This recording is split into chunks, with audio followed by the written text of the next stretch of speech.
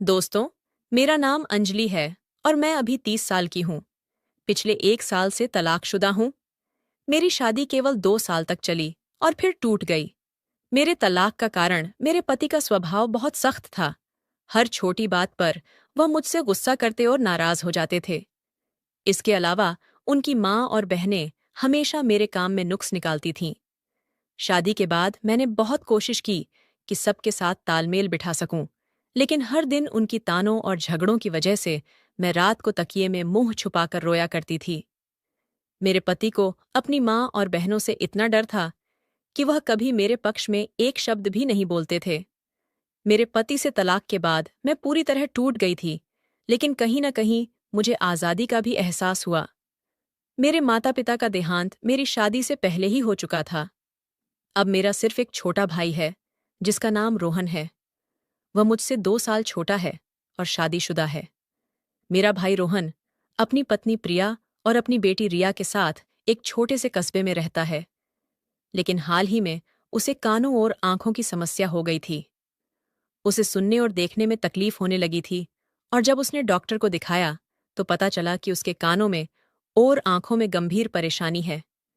फिर भी उसने इसे गंभीरता से नहीं लिया और लापरवाही करता रहा, जिसके चलते उसकी सुनने और देखने की शक्ति पूरी तरह खत्म हो गई और वह बहरा हो गया। उस वक्त वह शादीशुदा था।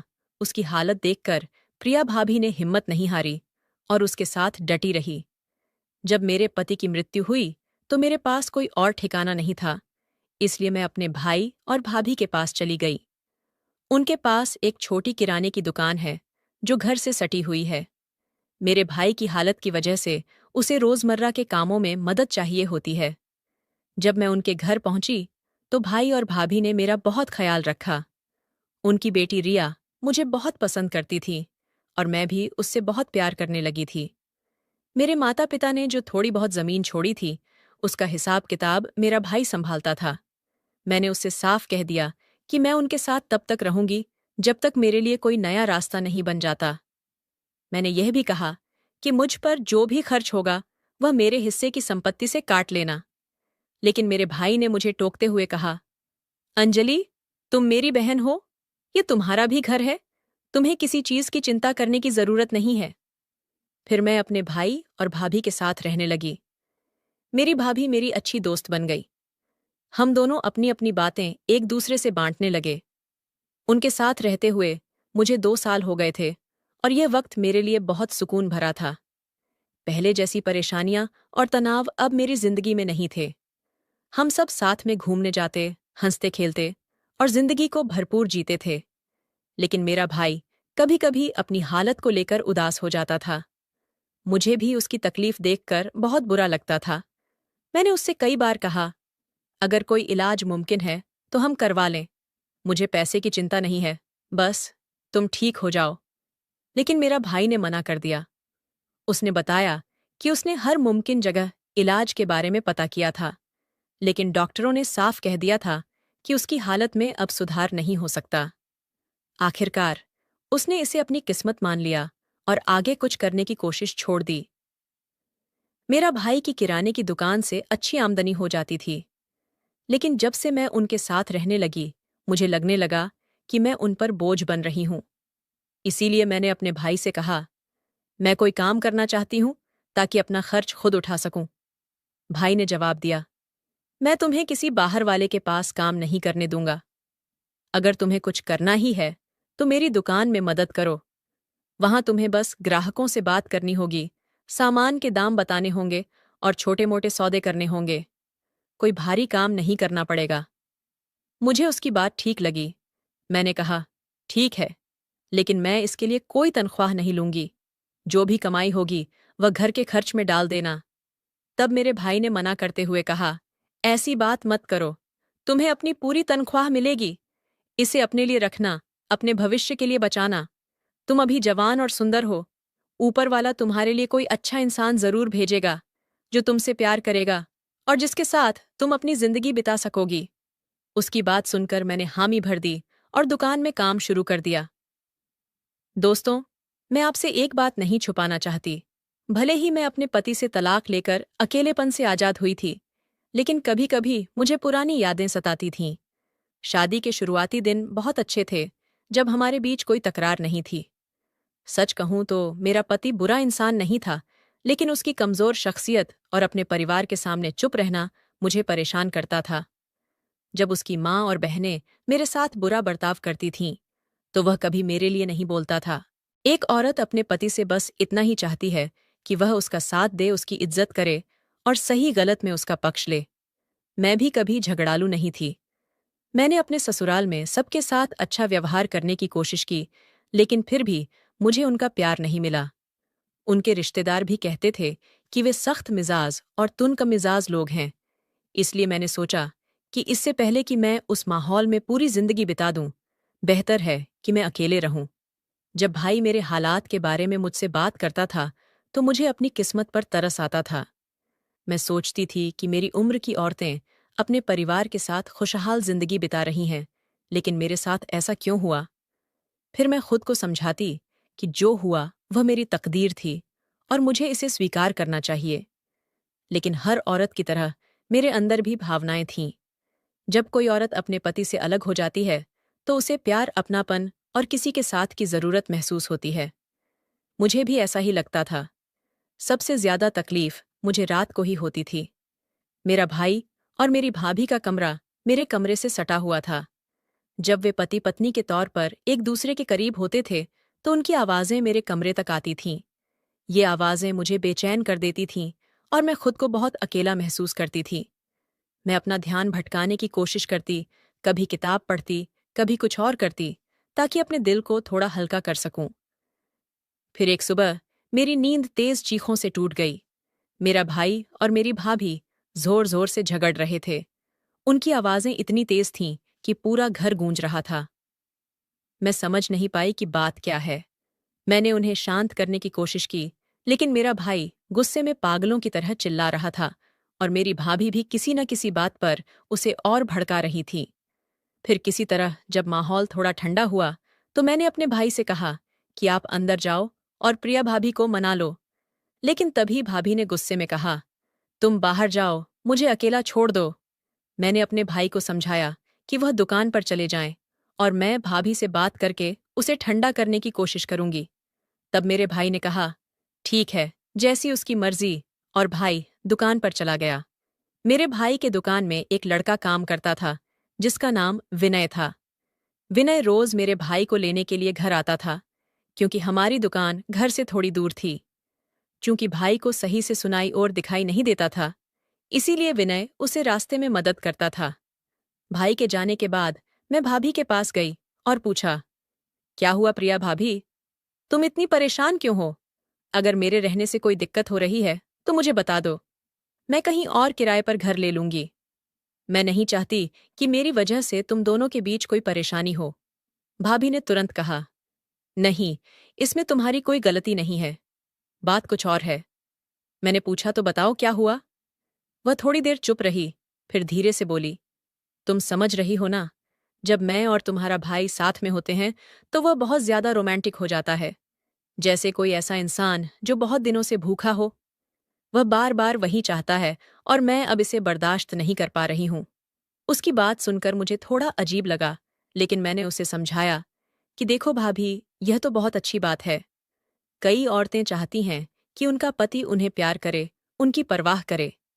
तुम्हें खुश होना चाहिए और ऊपर वाले का शुक्रिया अदा करना चाहिए, क्योंकि कई लोगों की शादीशुदा जिंदगी में यह चाहत ही खत्म हो जाती है। भाभी ने मेरी तरफ देखा और बोली, मुझे माफ कर दो अगर मेरी बातों से तुम्हें बुरा लगा हो। मैंने कहा, नहीं भाभी, ऐसा कुछ नहीं है। मैं बस यही चाहती हूं कि तुम और मेरा भाई खुश रहो। ये कोई ऐसी बात नहीं है जिस पर झगड़ा करना चाहिए। फिर मैंने उसे भरोसा दिलाया, ठीक है, तुम चिंता मत करो, मैं भाई से बात करूंगी। भले ही यह मेरे लिए थोड़ा अजीब हो, लेकिन मैं कोशिश करूंगी कि वह समझ जाए। भाभी ने गहरी सांस ली और बोली, असल में उसने मुझसे साफ कह दिया है कि अगर मैं उसकी बात नहीं मानी, तो वह दूसरी शादी कर लेगा। ये सुनकर मुझे बहुत बड़ा झटका लगा। मैंने कहा, यह तो कोई वजह नहीं है दूसरी शादी करने की। देखो भाभी, हम कोई हल निकालेंगे, तुम बस खुद को परेशान मत करो। अपनी बेटी रिया के बारे में भी सोचो। ये झगड़े उसके सामने नहीं होने चाहिए। शाम को जब मेरा भाई दुकान से लौटा तो मैंने तय किया कि उससे बात करनी होगी। मैंने हिम्मत जुटाई और कहा, भाई मुझे तुमसे थोड़ी बात करनी है। वह बोला, ठीक है, चलो अंदर बात करते हैं। मैंने उसका हाथ पकड़ा और उसे उसके कमरे में ले गई। फिर मैंने कहा, भाभी ने मुझे सब कुछ बताया। तुम ऐसा क्यों कर रहे हो? उसे दूसरी शादी की धमकी क्यों दे रहे हो? भाई ने बिना झिझक कहा, मैं धमकी नहीं दे रहा। अगर वह मेरी जरूरतें पूरी नहीं कर सकती तो मैं सच में दूसरी शादी कर लूंगा। मैं अभी जवान हूं और यह एकदम सामान्य बात है। मैंने उसे समझाने की कोशिश की। हाँ, मैं मानती हूं कि यह तुम्हारा हक है और तुम्हारी जरूरत भी। लेकिन तुम्हें यह भी सोचना चाहिए कि भाभी पूरे दिन घर के काम, रिया की पढ़ाई और उसकी देखभाल में लगी रहती है। वह थक जाती है। तुम्हें थोड़ा सब्र करना चाहिए। लेकिन मेरे भाई को मेरी बात पसंद नहीं आई। वह गुस्से में बोला, तुम्हें इस मामले में बोलने की जरूरत नहीं है। ये मेरा और प्रिया का मामला है। तुम अपने कमरे में रहो और इन बातों में मत पड़ो, वरना मुझे गुस्सा आ जाएगा। उसके इस रवैये से मुझे बहुत बुरा लगा। मैं तो बस उनकी जिंदगी सुधारने की कोशिश कर रही थी, लेकिन उसने मेरी बात को ठुकरा दिया। फिर वह गुस्से में कमरे से बाहर चला गया। 5 मिनट भी नहीं बीते थे कि फिर से उनका झगड़ा शुरू हो गया। इस बार मेरा भाई मुझसे नाराज था कि प्रिया ने मुझसे शिकायत क्यों की। भाभी भी गुस्से में आ गई और बोली, अब मैं इस घर में नहीं रहूंगी। मैं रिया को लेकर अपनी माँ के घर जा रही हूँ। मेरे भाई ने ताने मारते हुए कहा, हाँ जाओ, वैसे भी मैंने दूसरी शादी का फैसला कर लिया है। मुझे पता था कि मेरा भाई दिल से बहुत अच्छा इंसान है और वह गुस्से में बोल रहा था। लेकिन भाभी ने उसकी बात को दिल से लगा लिया। उसका मन टूट चुका था। उसने सच में अपना सामान पैक करना शुरू कर दिया। मैंने उसे बहुत रोकने की कोशिश की। भाभी कहाँ जा रही हो? ऐसे मत जाओ, थोड़ा सोचो। लेकिन मेरी कोई बात उसके दिल तक नहीं पहुंची। आखिरकार वह रिया को लेकर चली गई। भाभी के जाने के कुछ घंटों बाद मेरा भाई घर लौटा। मैंने उसे बताया, भाभी सच में चली गई। वह चौंक गया और दुखी होकर बोला, क्या? वह बिना कुछ कहे चली गई? तुमने मुझे बताया भी नहीं।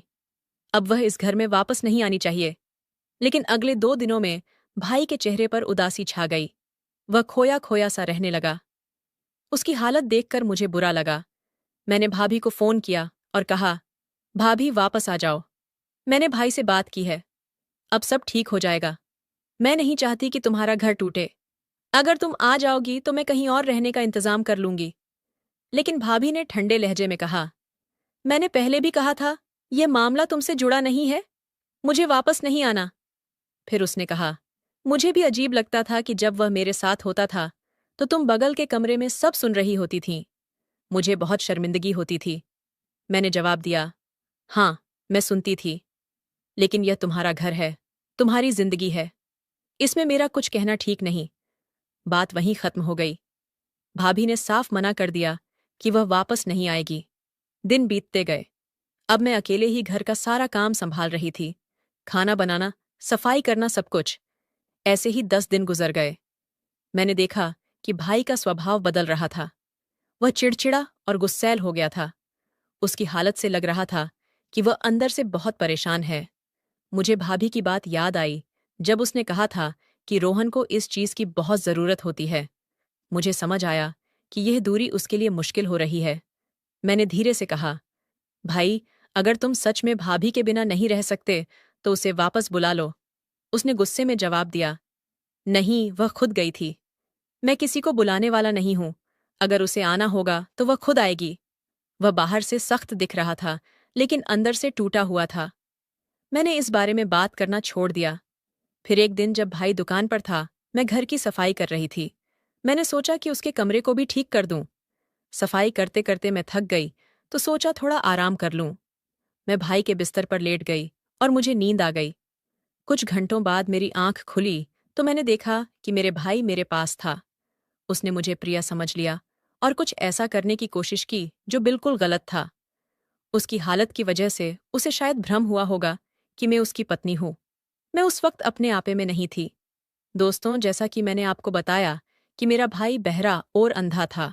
वह सुन नहीं सकता था और ना ही सही से देख सकता था। इसलिए उसने सोचा कि मैं उसकी पत्नी हूं, क्योंकि हमारा कद और शरीर एक जैसा ही था। तब मुझे बिल्कुल भी ध्यान नहीं रहा, और सच कहूं, जैसा कि मैंने कहा, मैं अपने होश में नहीं थी। और मैंने देखा कि उसने मेरे साथ वैसा ही व्यवहार शुरू कर दिया, और फिर उसने मेरे साथ वैसा ही करना शुरू कर दिया जिससे भाभी परेशान होकर चली गई थी। तब मैं सच में कुछ भी बोल नहीं पा रही थी, न ही कोई जवाब दे रही थी, क्योंकि उसकी हरकतें बहुत ही असहज करने वाली थीं। और तब मैं समझ ही नहीं पा रही थी कि अब क्या करूं। लेकिन तब जिस हालत में मैं थी, मेरे एहसास और उस समय के माहौल की वजह से मैं कुछ भी नहीं कर सकी। तब यह स्थिति मेरे लिए बिल्कुल नई और बहुत मुश्किल थी। इसलिए तब मैं कुछ करने के बजाय बस उसे ही करने दिया जो वह करना चाहता था। तब वह उस दिन लगभग 2 घंटे तक मेरे साथ रहा, और इस पूरे समय में वह यही समझता रहा कि मैं उसकी पत्नी हूं। तब मैं अंदर से बिल्कुल अलग महसूस कर रही थी, जैसे मेरा मन ही बदल गया हो। हालांकि वह मेरे पति से बिल्कुल अलग था, क्योंकि उसकी पत्नी ने पहले ही बताया था कि वह ऐसा व्यवहार करता है जैसे कोई भूखा इंसान अचानक अपने सामने ढेर सारा खाना देख ले और फिर उसे पूरा हड़पने की कोशिश करे। तब मैं सच में कुछ समझ नहीं पा रही थी। फिर जब सब कुछ खत्म हुआ, तो मुझे लगा कि मैं अपनी जगह से हिल भी नहीं पा रही हूं। अगले दिन मैंने भाभी से बात की और कहा, प्रिया, भाभी वापस आ जाओ। मैंने सब ठीक कर दिया है। भाई अपनी जिद की वजह से पहल नहीं कर रहा। मेरी खातिर आ जाओ। आखिरकार प्रिया भाभी मान गई, लेकिन जो हुआ उसका मुझे बहुत पछतावा था। सच कहूं, ये एक बार नहीं बल्कि कई बार हुआ। जब भी भाभी बाहर जाती तो मैं भाई के पास चली जाती और उसकी जगह ले लेती। मुझे उस एहसास की चाहत होने लगी थी, लेकिन अब मुझे बहुत अफसोस है। मैंने फैसला किया कि मैं कहीं और रहने जाऊंगी। जब भाई को पता चला तो उसने मना कर दिया। अब मैं उसे कैसे बताऊं कि मैं ये सब और सहन नहीं कर सकती। मैंने कई बार सोचा कि इसे खत्म कर दूं, लेकिन हर बार वह एहसास मुझे वापस खींच लेता। मैं इस चक्र से निकल नहीं पा रही थी। भाभी के सामने मैं सामान्य व्यवहार करती, लेकिन जब वह बाहर जाती तो मैं खुद को रोक नहीं पाती। हर बार ऐसा करने के बाद मैं खुद को कोसती, लेकिन फिर वही गलती दोहराती। मैंने सोचा कि कहीं दूर चली जाऊं, लेकिन मेरा भाई मुझे जाने नहीं देता। वह कहता, तुम मुझे छोड़कर कहीं नहीं जा सकती। यह सिलसिला इतना बढ़ गया कि मुझे खुद से डर लगने लगा।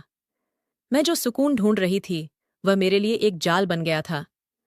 अब मैं सच में यह सब और बर्दाश्त नहीं कर सकती थी, लेकिन अकेलेपन में मैं फिर वही गलती कर बैठती ताकि मुझे वह एहसास मिल सके। तो दोस्तों, यह थी मेरी कहानी। आपको ये कैसी लगी कमेंट करके बताएं। अगर पसंद आई तो लाइक करें और अपने दोस्तों के साथ शेयर करें। ऐसी ही कहानियों के लिए हमारे चैनल को सब्सक्राइब करें और बेल आइकन दबाना न भूलें। धन्यवाद।